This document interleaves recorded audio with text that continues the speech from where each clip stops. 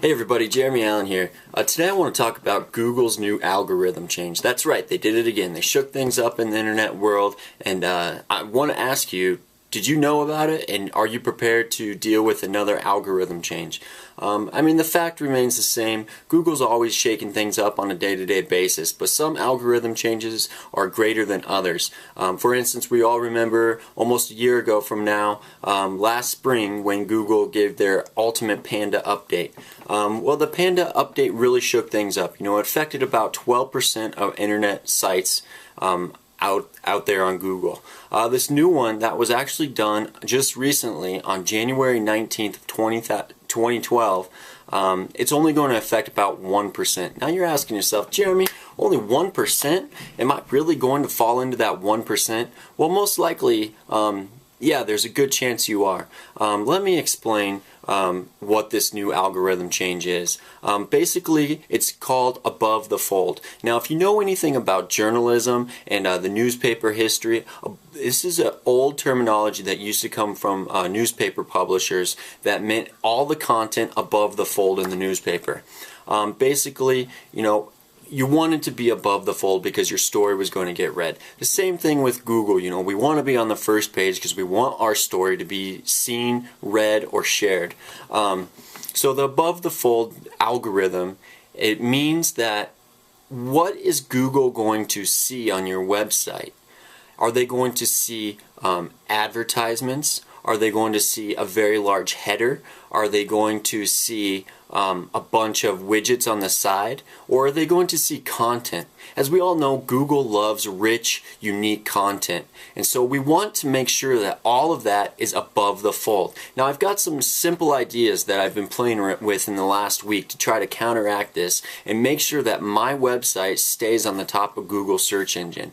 For instance, one thing that I'm doing is in the last few days is really play with my header image size, and basically I trimmed it down to about half of the size that it was.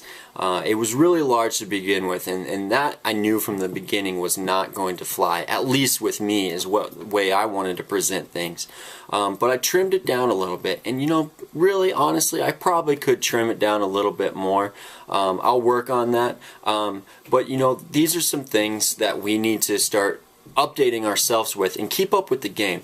Another thing is that I always want to give advice to is you're not going to be hugely affected by these Google algorithmic changes if you are practicing good SEO practices, good SEO methods.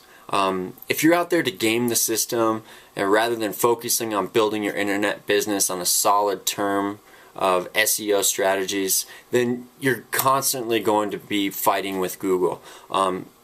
I choose to play it safe. I choose to have good, solid SEO safe methods put into place. I target appropriate keywords. I build backlinks for them in a conservative manner. I write high quality and engaging content. I build rapport with my readers, and I focus on building my list. I'm not out there to game the system. Yes, I am out there to make a living online, but I'm not out there to game the system. You just can't keep up anymore, and there's so many PhDs working for Google, and quite frankly, I just don't want to compete with that.